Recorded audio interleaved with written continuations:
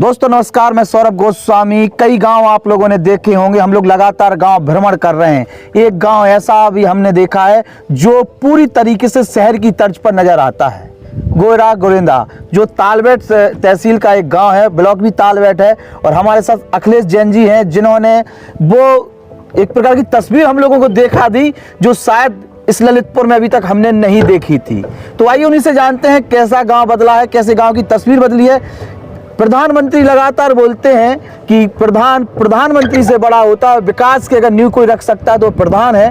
और हमारे साथ कहें कि जैन साहब हैं, पत्रकार साथी भी हैं। उन्हीं से कुछ यहाँ इनके गांव, इनका पैतृक गांव भी है, इन्हीं से कुछ चर्चा करते हो किस प्रकार से तस्वीर बदली है गांव की, उस पर चर्चा करते हैं। सर स्वागत है। सबसे पहले तो गोस्वामी जी, आप हमारी ग्राम पंचायत गेवरा गुंदरा में आए, इसलिए आपको बहुत बहुत धन्यवाद, आपको बहुत बहुत बधाई। मैं ग्राम पंचायत गेवरा गुंदरा की ओर से आपका बहुत बहुत स्वागत, वंदन और अभिनंदन करता हूँ। जी गांव की बिल्कुल तस्वीर बदल गई। देखिए गोस्वामी जी, ऐसा है कि इस हमारी ग्राम पंचायत में जो हमारी प्रधान है, इस गांव की बेटी कुमारी सोनम यहाँ की प्रधान है। और मैं इस गांव में ग्राम पंचायत का सदस्य भी हूँ और जल प्रबंधन समिति का अध्यक्ष हूँ। और चूँकि हम लोगों ने सामूहिक प्रयास से सरकार की जो योजनाएँ हैं, हमारे माननीय जिलाधिकारी महोदय, हमारे मुख्य विकास अधिकारी महोदय और हमारे जिला पंचायत राज अधिकारी महोदय के मार्गदर्शन में और उनके निर्देशन में, उनका जो सपना है, सरकार का जो सपना है कि गांव को विकसित अपन को करना है, तो उसी दिशा में हम लोग यहाँ सामूहिक प्रयास के साथ इस गांव को विकसित करने के लिए काम कर रहे हैं। गांव की पहले क्या स्थितियाँ थी? गांव का पहले का तो ये था, गोस्वामी जी के तालबेट ब्लॉक का जो हमारा ये गेवरा गुंदरा गाँव है, ड्राई गाँव माना जाता था, ड्राई गांव घोषित था ये। और यहाँ आने के लिए कोई साधन नहीं था। अभी आप जिस रास्ते से होकर आए हैं, आपने देखा होगा बीच में बहुत रास्ते की स्थिति बहुत ख़राब है। जब हम लोग यहाँ यहाँ पे नया बोर्ड गठित हुआ, यहाँ सोनम यहाँ की प्रधान बनी, हम लोग यहाँ पे सदस्य बने। उसके बाद हम लोगों का एक ही सपना रहा कि सबसे पहले तो हमारे रास्ते, जो हमारी मुख्य सड़क है, उसके बाद हम लोगों ने यहाँ अटल भूजल और मनरेगा योजना के माध्यम से, जहाँ आप यहाँ बोटिंग कर रहे हैं, हमने अटल भूजल और मनरेगा के संयुक्त धनराशि से इस तालाब को यहाँ डेवलप किया है। आज स्थिति यह है कि यहाँ रोज़ गांव के 150 बच्चे और महिलाएं और पुरुष यहाँ सुबह मॉर्निंग वॉक के लिए आते हैं। जब कोई रिश्तेदार गांव में आते हैं तो सबसे पहले लोग कहते हैं कि चलिए हम आपको अपना बोट क्लब यहाँ का दिखाते हैं। अभी जो होता है कि कोई शहर में कोई आता है तो चलिए आपको दिखा दें, अब गाँव में भी देखने की, गाँव में भी लोग देखने आते हैं। और इसके साथ साथ हम लोगों को 2-3 चीज़ों की और भी फायदा हुआ है।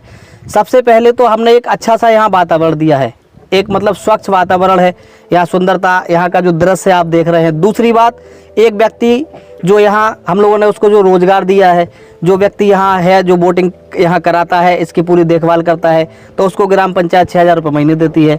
तीसरी बात यह है कि हमारी गांव पंचायत को भी आमदनी होने लगी। शुल्क कितना निर्धारित? हम लोगों ने 10 रुपये निर्धारित किया है। 10 रुपये हम लोग यहाँ लेते हैं। और इसमें हमारे यहाँ सबसे बड़ी बात यह है कि पिछड़ा गाँव होने के बावजूद भी लोग यहाँ आते हैं। यहाँ सेना के लोग भी आते हैं, यहाँ बैंक के अधिकारी भी आते हैं, यहाँ प्रशासन के अधिकारी भी आते हैं, यहाँ स्कूल के बच्चे भी आते हैं। तो एक बहुत बड़े अपने आप में गांव लेवल पे बहुत बड़ी बात है। जी गांव की कितनी जनसंख्या है? कितना हमारे गांव की करीब 4,500 की यहाँ की आबादी है और 2604 यहाँ के मतदाता हैं। 2604 मतदाताओं पे 2021 का चुनाव यहाँ हुआ था। मजरा कितने लगे हैं? यहाँ हमारे 7 मजरे हैं। 7 मजरे जी। अच्छा, किस प्रकार का अधिकारियों की तरफ से आपको सपोर्ट मिला कि ऐसा कुछ इतना भव्य कर दिया? देखिए, हमारे जिलाधिकारी महोदय जो वर्तमान में जिलाधिकारी महोदय हैं, श्री अक्षय त्रिपाठी जी, उनका ये सपना है कि गांव में सबसे उनका सिर्फ एक ही निर्देश, जब बैठकें होती हैं तो वो कहते हैं कि गांव को आत्मनिर्भर बनाना है। गांव आत्मनिर्भर जब भी बनेंगे जब गांव में आप अपने स्वयं के संसाधन होंगे। गांव में जब स्वयं के संसाधन होंगे तो गांव विकसित होंगे। उनका आप शुल्क रखेंगे तो उसी पैसे से आप और भी डेवलपमेंट कर लेंगे। मतलब जो पैसा हमें बोट क्लब से मिल रहा है या सोलर आटा चक्की से मिल रहा है, तो वो पैसा हमारे गांव पे ही खर्च हो रहा है। लेकिन हमारा गांव आत्मनिर्भर के क्षेत्र में सोलर आटा चक्की का बहुत अच्छा आपका यहाँ चल भी रही थी, हम लोग देखे भी। देखिए 2021-22 में इस ग्राम पंचायत को माननीय मुख्यमंत्री पुरस्कार मिला था। जनपद का दूसरा स्थान हम लोगों को मिला था और 8 लाख रुपए की धनराशि उस पुरस्कार से हम लोगों को मिली थी यहाँ। तो उस 8 लाख रुपए की धनराशि से हम लोगों ने एक नया कॉन्सेप्ट सोचा कि हमारे गांव में दूर दूर तक आटा चक्की नहीं है, और 1-2 आटा चक्की थी भी तो लोग उसमें जो हमारी यहाँ की पिसाई थी वो ज़्यादा थी। हम लोगों ने 1 रुपये किलो पिसाई दी। आज आप अभी देख के आए हैं, आटा चक्की चल रही है, हमारे केयर टेकर भी वहाँ मौजूद हैं। केयर टेकर को हम लोग आटा चक्की में पैसा दे रहे हैं। 1 रुपये किलो की गांव के लोगों को पिसाई मिल रही है और हमारे गांव की आमदनी 1.5 से 2 लाख रुपए हमें आटा चक्की के माध्यम से गांव पंचायत की आमदनी हुई। बहुत शानदार। अच्छा, कैमरे से लोग छावनी सी बना दी? जी, कैमरा हमारे जिले में जो हमारे पुलिस अधीक्षक महोदय हैं और हमारे जिलाधिकारी महोदय हैं, इन्होंने एक बार पूरे जनपद के लिए निर्देशित किया था कि हर गांव को कैमरों से जोड़ना है। जी। तो प्रशासनिक जो अधिकारी होते हैं हमारे, चाहे जिलाधिकारी महोदय हों चाहे मुख्य विकास अधिकारी महोदय हैं, जो उनका संदेश आदेश हम लोग का होता है तो उसका हम लोग पालन करते हैं। उसी क्रम में आपने देखा है 32 कैमरे हमने गाँव में लगाए हैं। सारे कैमरों को आप खुद ही देख के आए, हम लोग उसकी मॉनिटरिंग भी करते हैं। क्राइम तो खत्म हो गया होगा? नहीं, हमारे यहाँ कोई अपराध इस तरीके का नहीं होता, क्योंकि जो छोटी मोटी वारदातें होती भी थी तो अब कैमरों का इतना लोगों में खौफ है कि अब इस तरीके की कोई घटना सीधा सीधा संदेश है उन गांव के प्रधानों के लिए, उन जागरूक लोगों के लिए कि गांव में अगर आप रहती भी तो कैमरे जरूर लगवाएं, ताकि तमाम ऐसी घटनाएं होती हैं जिसमें पुलिस को बड़ी दिक्कत झेलनी पड़ती है पकड़ने के लिए, और उससे कहीं ना कहीं समाज को भी बड़ी समस्या उत्पन्न होती है। तो कैमरों के माध्यम से अपना गाँव भी सुरक्षित हो रहा है, और अखिलेश जी ने जो करके देखा है वो प्रधानों के लिए भी कहीं ना कहीं नज़ीर सेट करता है। सर, बहुत शानदार सड़कें बनी हुई हैं। जी जी, ये जो सड़क अभी जिससे आप होके आए हैं, हमारी मनरेगा योजना अंतर्गत ये सड़क हमने बनाई है। तो मनरेगा से सड़कें भी बन रही हैं? हाँ, मनरेगा से पेवर अभी तक सड़क मनरेगा को केवल माना जाता है कि माटी खुदे और बाकी भ्रष्टाचार। नहीं, मनरेगा में बहुत बढ़िया स्कीम है। अगर प्रधान और हमारे जो संबंधित अधिकारी हैं, अगर ये लोग चाहें तो मनरेगा बहुत कारगर योजना है, और मनरेगा से दोहरा लाभ होता है। एक तो गाँव का जो मजदूर होता है उसको प्रॉपर लेवल पर मजदूरी मिलती है, उसको रोजगार मिलता है, और हमारे गाँव का डेवलपमेंट भी होता है। तो जो सड़कें आपने देखी पूरे गांव में इसी प्रकार की? हाँ, आप देखिए हमने ग्राम निधि से भी कुछ सड़कें बनाई हैं, ग्राम पंचायत ने कुछ सड़कें मनरेगा से भी बनाई हैं। हमारी सारी सड़कें आपको इसी तरीके की मिलेंगी। विद्यालयों की क्या स्थिति है? स्कूल तो हमारा अब मैं अभी आपको ले चलूंगा, जनपद का मॉडल विद्यालय हमारा है। हमारा विद्यालय जो है प्राथमिक विद्यालय गुंदेरा, ये जनपद का मॉडल घोषित हुआ है। अखिलेश जी, बड़ा लगता है कि आप डीपली गांव के बारे में समझते हो, आपका ही गांव है। जी जी। गांव में वो प्रमुख चीजें कौन कौन सी होनी चाहिए एक गांव को आदर्श गांव बना दे? जी देखिए, सबसे पहले तो मैं जहां तक कहूंगा, हो सकता कि यह बात दूसरे लोगों को पसंद ना आए, हमें चाहते हैं कि अगर गांव को आपको एकदम स्मार्ट गांव बनाना है तो आपको वर्क करना पड़ेगा, आपको पब्लिक के बीच में रहना पड़ेगा। आपका अगर कोई विकास का काम हो रहा है तो आपको वहाँ देखना पड़ेगा। अगर आप अपने अधीनस्थों के या अपने कर्मचारियों के भरोसे या वेंडर और ठेकेदारों के भरोसे रहेंगे तो वो चीज़ संभव नहीं हो पाएगी। जी, जब ये आपका गांव, चूंकि उत्तर प्रदेश सरकार ने इसको सम्मानित भी किया है, तो कैसा महसूस हो रहा? तो लग रहा था कि आप ऐसा कर पाए? देखिए, हम लोगों का सबसे पहले तो ये कि गाँव में गुडविल कितनी अच्छी है आपकी, जन सहभागिता कितनी है। या जब हमारे यहाँ बैठक होती है तो गोस्वामी जी, मुझे कहने में गुरेज नहीं होगा, हमारे यहाँ 1,000 आदमी आते हैं गांव सभा की बैठकों में। जब हम लोग खुली बैठकें करते हैं तो 1,000 लोग हम लोग यहाँ बैठकों में आते हैं। और सबसे बड़ी बात यह है कि हम लोग इस बात का दावा कर सकते हैं कि हमने कोई भी एक इस ग्राम पंचायत ने ऐसा काम हम लोगों के समय में नहीं किया कि जिससे किसी गाँव के व्यक्ति को परेशानी हुई हो। अगर कोई बात विवाद भी होता तो हम लोग सामंजस्य से बैठ के काम निपटा लेते। अभी माननीय विधायक जी के सहयोग से और उनके निर्देश से हम लोगों को 24.5 लाख रुपए मिला है। यहाँ आप सामने देख रहे हैं मुक्तिधाम बनने जा रहा है। जी, बिल्कुल बिल्कुल। हमें आपको दावे के साथ ये कह सकते हैं कि जब ये बन के तैयार होगा तो जनपद में दूसरा नहीं मिलेगा आपको। इस तरीके की व्यवस्था हम लोग इस मुक्तिधाम में करने जा रहे हैं। एस्टीमेट वही है जो हमारे लिए भी है, वो दूसरे प्रधानों के लिए भी है, दूसरी ग्राम पंचायतों के लिए भी है। लेकिन बस थोड़ा सा तकनीकी जो हम लोग मदद लेते हैं, हम लोग तकनीकी जो हमारे लोग हैं, इंजीनियर हैं, जेई हैं, उनको मौके पे बुलाते हैं, उनसे सहयोग लेते हैं। अपने अधिकारियों का भी जो शासन की गाइडलाइन है उस गाइडलाइन का पालन भी करते हैं और काम भी हम लोग करते हैं, तो इसलिए बेहतर कर लेते हैं। अच्छा, चूंकि पानी की, जो आपने ड्राई एरिया की बात की, तो पानी की समस्या दूर हो गई कि नहीं? बिल्कुल हो गई है। पानी की समस्या अब इसलिए किसी हद तक दूर इसलिए हो गई है कि सबसे बड़ी बात तो यह है कि हमारे तालाब यहाँ खोदे गए हैं। ड्राई एरिया में तालाब है। एक हमारा ये अमृत सरोवर बन गया, एक हमारा तालाब भी बन गया, सामूहिक तालाब। तो इन दोनों तालाबों की वजह से आप देख रहे हैं कि गांव से मुश्किल से 500 मीटर की दूरी पे हमारा अमृत सरोवर है। आसपास पूरे में खेत लगे हुए हैं, तो जो कुएं थे जो सूख जाते थे, तो इसकी वजह से अब सारे कुओं में पानी रहता है। और जब कुएं में पानी रहेगा तो हमारे हैंडपम्प भी पानीदार रहेंगे। आज हमने गाँव में हमारे जो पुराने कुएँ थे, जो एक तरीके से आप ये मानो कि कुएँ पूरे तरीके से अपना अस्तित्व खो चुके थे, ऐसे हमने 2 कुओं को भी जीर्णोद्धार कराया उनका। आज उन दोनों कुओं पे भी अभी आप चलेंगे तो महिलाएं आपको पानी भरते मिलेंगी। एक कुएं से हम लोगों ने पाइपलाइन डाल दी पूरे गांव में। हमारी 3 लाख रुपए करीब की लागत से हम एक गांव को पानी दे रहे हैं पूरा। उसमें पाइपलाइन डाल के समरसेबल लगा दिया, उसका रोस्टर बना दिया, 2 घंटे सुबह 2 घंटे शाम को 2 घंटे दोपहर में चलता है, सारे लोगों से पानी। अखिलेश जी, चूंकि प्रधानों पर लगातार भ्रष्टाचार के आरोप लगते हैं, योजनाओं में पैसे ले रहे, चूंकि प्रधान की इनकम ही 5,000 है, वो क्या करे, वो तमाम जिम्मेदारी है। मतलब हर कोई भी किसी घर में कोई घटना हो तो पहले प्रधान जी को, किसी की शादी हो, किसी की गमी हो, प्रधान जी को पहले याद किया जाता है। तो सोर्स ऑफ इनकम प्रधान की, प्लस दूसरी कि जिस प्रकार की जो योजनाओं में भ्रष्टाचार, उसको आपने अपने यहाँ कैसे रोका?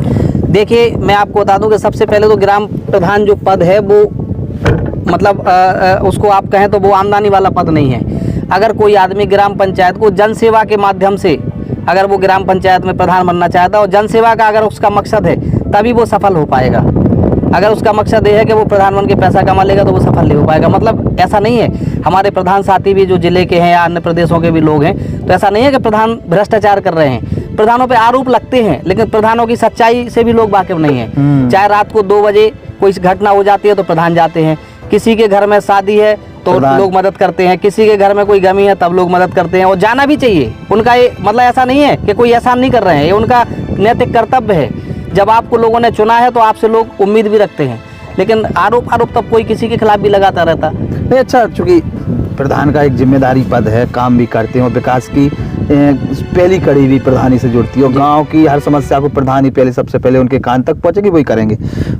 5,000 से बढ़ा देना चाहिए सरकार। अब देखिए, ये तो शासन की मंशा थी। माननीय मुख्यमंत्री जी ने पिछली साल जब सम्मेलन लखनऊ में हुआ था, पूरे उत्तर प्रदेश से 58,000 प्रधानों को उसमें सम्मिलित होना था, तो माननीय मुख्यमंत्री जी ने, हमारे प्रदेश के जो माननीय मुख्यमंत्री जी हैं, इन्होंने 3500 से बढ़ाकर 5,000 रुपये मानदेय किया था। और अब चूँकि ये तो बहुत बड़े लेवल की बात है, इसमें हम लोग कुछ नहीं कहेंगे, लेकिन यह है यहाँ की कि जिस तरीके की प्रधानों का जिस तरीके का मेहनत का है या जिस तरीके का उनका परिश्रम है, उसमें 5,000 रुपये बहुत कम है। इसलिए कम होते हैं कि जो हमारे पंचायत सहायक है उनको 6,000 रुपये मानदेय है। अच्छा, अक्षय त्रिपाठी जी के बाद से जब उन्होंने ज्वाइनिंग की, उसके बाद लगातार ये बात हो रही कि जो ग्राम पंचायतें हैं उन्हें आत्मनिर्भर बनना चाहिए, और उस क्षेत्र में चाहे तत्कालीन जिलाधिकारी हों, उनसे पहले की जिलाधिकारी हों, इन लोगों ने प्रयास शुरू कर दिए। बिल्कुल प्रयास शुरू किए हैं। पुराने तत्कालीन जिलाधिकारी महोदय ने भी, उन्होंने इस गाँव को देखा, और हमारा जो यहाँ का सचिवालय है, जो आटा चक्की है, तत्कालीन जिलाधिकारी महोदय ने ही इसका शुभारंभ किया था। और हमारे जो वर्तमान के जिलाधिकारी महोदय हैं, इनका जो सपना है वो कारगर भी हो रहा है। अब आज आप देखिए, हमारे DPRO साहब ने एक शासनादेश अभी जारी किया था कि जो भी गांव में टेंडर होते हैं, उस टेंडर से जितनी टेंडर बिक्री की जो फीस आती है, आप देखो हमारे जनपद में लाखों रुपए टेंडर फीस से जमा हो गए। हमारे गांव पंचायत ने भी जमा किया। एक समय था जब हैंडपंप का पैसा जमा नहीं होता था, जो रिपेयरिंग का जो सामान होता है, वो सामान आज स्क्रैप जिसको हम लोग बोलते हैं, हमारे गांव में भी नीलामी होती है, उसकी स्क्रैप का पैसा हमारा जमा है। बहुत सारे ऐसे गांव हैं जनपद के जहां लोग जमा करते हैं, वो कर भी रहे हैं। चूंकि नगर पालिका, नगर पंचायत की तर्ज पे चर्चाएं होती थी अपने कई, चूंकि ललितपुर जिला बड़ा जिला है, 16,31,000 की पॉपुलेशन है, ये और रिकॉर्ड बात नहीं है, मतलब लिखा पढ़ी में, लेकिन हम लोग इतना डेटा आता रहता है। अब चूंकि जनगणना 2011 के बाद नहीं हुई, तो अपन तो जो आज की स्थिति इस पर बात कर रहे हैं। ललितपुर में कई बड़े गांव हैं, बिल्कुल, जैसे हमारे यहाँ जखौरा है, बांसी है, बार है, बानपुर है, वहाँ जाखलौन है, और मड़ौरा तक नगर पंचायतें घोषित नहीं है। तो कम से कम अब एक खुशी है आपके गांव को देख के कि नगर पंचायत की कोई आवश्यकता नहीं है भैया, गांव के प्रधान भी काम करा सकते, अगर आप जैसे इच्छा शक्ति वाली व्यवस्था हो, अधिकारियों का सही गाइडलाइन हो। नहीं, देखिए, जहां तक हमारा मानना है, हम लोग ये मानते हैं कि अगर जिले के अधिकारियों की और हमारे जो विकास विभाग के अधिकारी हैं, चाहे ग्राम पंचायत के सचिव हों, चाहे हमारे तकनीकी सहायक हों, चाहे यहाँ के GI हों, जब तक इनकी मंशा नहीं होगी, जब तक कोई गाँव विकास नहीं कर सकता। और वर्तमान में जो हालात हैं जनपद में, नीचे से लेकर ऊपर तक सारे अधिकारी ये चाहते हैं कि गाँव का डेवलपमेंट हो, गांव की तस्वीर बदले। तो ऐसा नहीं है, आप देख रहे हैं बहुत सारे गांव डेवलपमेंट उन गांवों का हो रहा है।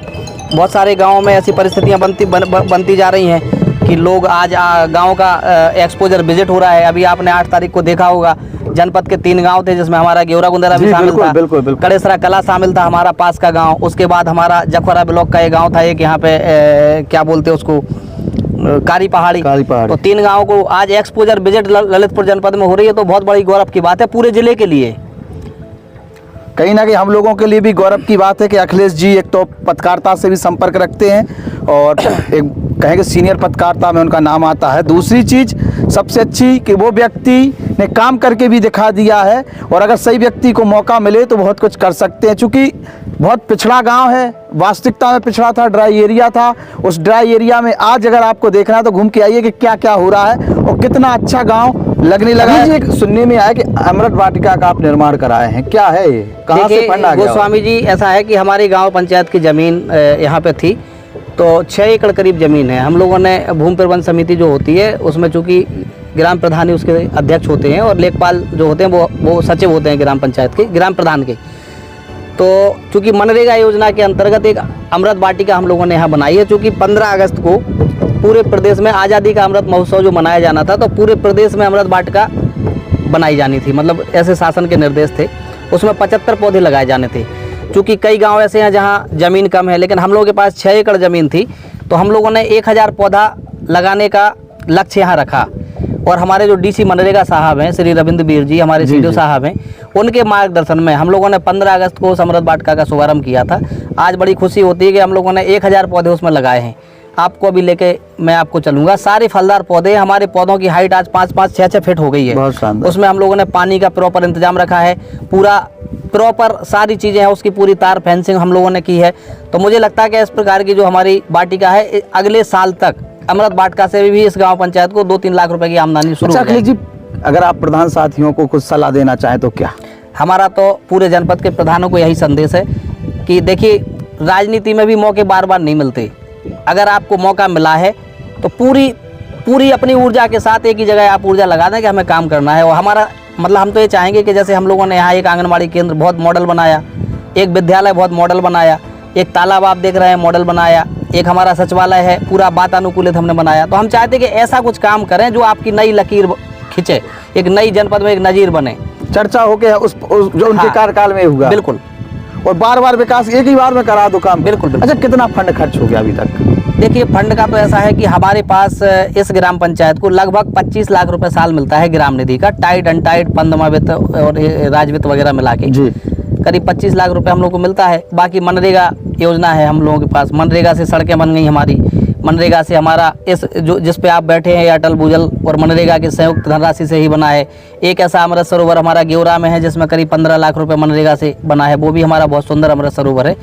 ये हमारा कम जमीन में है, वो ज़्यादा 7 एकड़ में करीब बना है। और मनरेगा से बहुत सारे लाभ हैं मनरेगा योजना से। अखिलेश जी ने मनरेगा की परिभाषा बदल दी, या कहें कि अखिलेश जी ने करके दिखा दिया कि मनरेगा में जब तक हम लोग समझते थे माटी खोद दो और काम खत्म। नहीं, ऐसा नहीं है। भ्रष्टाचार का जनक बन गई थी मनरेगा, ये चर्चा होती थी। ऐसा नहीं है गोस्वामी जी, मनरेगा में भी बहुत मतलब अब पारदर्शिता पूर्ण हो गया है मनरेगा का काम। अब कोई भी प्रधान ये चाहेगा कि हम एक व्यक्ति का पैसा फर्जी ले लेंगे तो नहीं ले सकता, ये बिल्कुल हकीकत है। 1 रुपए का भी भुगतान कोई फर्जी नहीं कर पाएगा। मतलब मनरेगा से अकेला ये नहीं कि माटी खोदी जाती है, मनरेगा में अच्छे प्रोजेक्ट भी, यहाँ उसका रेशियो होता है 60-40 का रेशियो आपको मेंटेन करना पड़ता है। जब कोई आदमी 100 रुपए का कच्चा लेबर का काम करेगा तो उसको 40 रुपए का पक्का काम मिल जाएगा। पक्का यानी कि आप सड़क बना लो, आप पशु शेड बना लो, आप और भी कोई काम कर लो, इस तरीके के पुलियाँ बना लो आप, इस तरीके का। अच्छा, सचिव लेवल पे क्या सब ठीक ठाक? हमारे सचिव जो सेक्रेटरी से बड़ा पंगा होता ना? नहीं, हमारे जो सचिव हैं दीनदयाल निरंजन जी, मैं उनका बहुत आदर करता हूं। और हम चाहते हैं कि अगर ऐसे सचिव पूरे जिले में रहेंगे तो निश्चित है कि गांव की तस्वीर बदल जाएगी। चाहे हमारे तकनीकी सहायक हो, चाहे यहाँ के हमारे कंसल्टेंट इंजीनियर हो, चाहे यहाँ के हमारे सचिव हो। देखिए, सचिव के बगैर सहयोग के गांव इतना विकसित नहीं हो सकता, कोई भी गांव नहीं हो पाएगा उनका। वो हमारे बीच में अभी यहाँ नहीं है आज, चूँकि आज अवकाश का दिन है और आप अटेंडम आए हैं। अगर हमें पहले से सूचना होती तो निश्चित तौर पे वो आपको इस गांव में मिलते। लेकिन उनका बहुत हम लोग मतलब पूरी गांव की जनता उनका बहुत सम्मान करती है, क्योंकि हमारे यहाँ किसी सरकारी योजना में कभी कोई ऐसा काम नहीं हुआ कि जिससे उनको या हम लोगों को कभी किसी के नीचे मतलब सामने नीचा देखना पड़ा हो। अच्छा, सरकार की कोई एक ऐसी योजना जो आपको लगा के गाँव की तस्वीर बदल दे? देखिए, सरकार वर्तमान की जो सरकार है, इसकी एक नहीं ऐसी सैकड़ों ऐसी योजनाएं हैं जिस लोगों को प्रॉपर लेवल पर लोगों को लाभ मिल रहा। चाहे वो आवास की योजना हो, आज आवास लोगों, आप देखिए खाते में पैसा जाता है, लोग अपना बना के अलग करते हैं। चाहे शौचालय हो, चाहे पेंशन हो, चाहे उनका स्वास्थ्य आयुष्मान कार्ड की बात हो, कोई भी योजना ऐसी नहीं है जिससे लोगों को लाभ नहीं। चाहे मनरेगा योजना हो, लोगों के खाते में 230 रुपये सरकार दे रही है, काम ले रही है। अब तो मनरेगा से तालाब भी बन रहा है। हमारे यहाँ तो मनरेगा में बहुत काम होता है।